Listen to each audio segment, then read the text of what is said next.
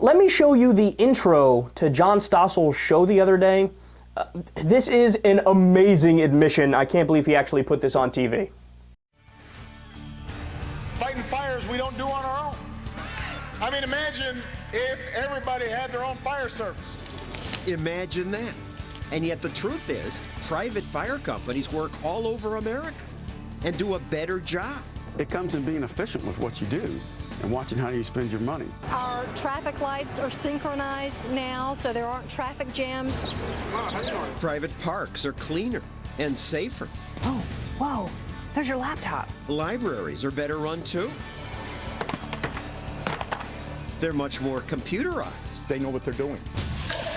A private water system did what government couldn't do. Bring clean water for less, because the workers now work. Were you goofing off before? Sitting around, drinking coffee? Well, occasionally. But the left hates privatization. They want to privatize everything. They don't want to pay for the things, the roads and the dams and the rivers. Yes, we do. We just want the money spent well. Privatize the fire department. Privatize the police department. Privatize everything. Yes, privatize everything. That's our show tonight. So, John, I got news for you, man. They have implemented your ideology in other places. We had it to an extent in the U.S., and just to give you a couple examples, when they did that with the fire department, they did that in some rural places in the Midwest with the fire departments. And what happened? There are some people, no matter how tiny the percentage, but it could be anywhere from 1% to 30% or even 50% of people, who forgot to pay their $80. And when a house caught fire, the firemen literally sat and watched it burn. I remember this story. This is from about 3 or 4 years ago. Isn't that amazing? But that's what you get when you have a private system. Oops, you forgot to pay? Sorry, your house is going to burn down. But your next door neighbor here, they paid, so if their house catches fire, we'll put theirs out. But we'll still have to sit here and watch your house burn. And take Social Security. This is another great example. George Bush wanted to privatize it in 2004. That was one of his the main things that he pushed for. It's one of the few parts of his agenda that he didn't get through, thankfully. But what would have happened if he succeeded in privatizing it in 2004? Nobody would have any retirement money. It would have all been gone.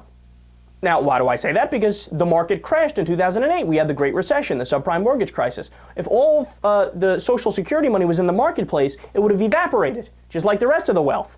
And we would have a lot of really, really old people working today. I mean, we already have a lot of old people working today, but it would be worse. There would be more of them working today.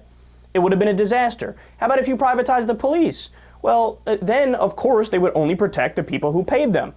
So you would have a lot of people who are rich getting protection and, you know, guarding their castles and their mansions. But if you're in a poor neighborhood, good luck getting a hold of the police. They won't respond to you. Why? Because you didn't pay them. Or even if you do pay them, you won't pay them as much as the rich guy pays them. They can pay for the upgraded package of protection or whatever the case is. So essentially, you're on your own if you're poor, or likely even if you're middle class too, if we privatize the police. I mean, look, they had private companies do water purification in Iraq, so for when the soldiers had to take showers at the base and whatnot. You know what ended up happening? Some of the soldiers died because they got electrocuted from shoddy electric work when they took a shower. Why? Because it's cheaper to have a private company do the water setup, but they do a worse job. Or they had to purify the drinking water too. You know what ended up happening at some bases? People died.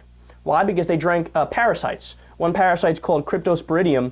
People got sick and died. Why? Because the way that they purified the water was a cheaper way to purify the water because they had to be concerned about profits because it's a private company doing it, as opposed to the government doing it. Now look, I'm not an extremist like John Stossel is. So what I'm in favor of, I understand, yes, in some areas, the profit motive and capitalism and privatization works better. Consumer goods is the perfect example of that. TVs, couches, beds, recliners, video games, DVDs, you name it. That all works better, sneakers, that all works better in the private sector because people can compete to get a cheaper price and better quality. But when it's a life or death situation, or when it's what's called the commons, right, the profit motive is perverse. So health insurance is another example of that. If you want private health insurance companies, you're saying you want a company to decide whether to pay out on a claim and save a guy's life or not pay out on it and weasel their way out of it to make more profit for their shareholders, which they're legally required to do. So you've set up a perverse incentive structure. I mean, I can go on all day because there's so many different examples of this. If you have private armies, what happens there? We have a term for that. It's called a mercenary army. And eventually you'll have armies that fight other armies because they're private, and then you have warlord factions and an illegitimate government. That's essentially what's going on in Somalia. And which leads me to my final point. If John Stossel really wants to live in a society where everything is privatized and there's no central government, which is his argument, the only place in the world that's a precedent for that is Somalia. I know the libertarians hate it when you point that out, but it's true. That's exactly what they have over there. And by the way, it's a right-winger's paradise also because everybody's got guns. And if everybody's got guns, Republicans love that Second Amendment. Everybody's got guns, everything's privatized. It's one of the most dangerous places in the world, and it's one of the worse off for per capita income and job opportunities. So there you go. There's your ideology at play, John.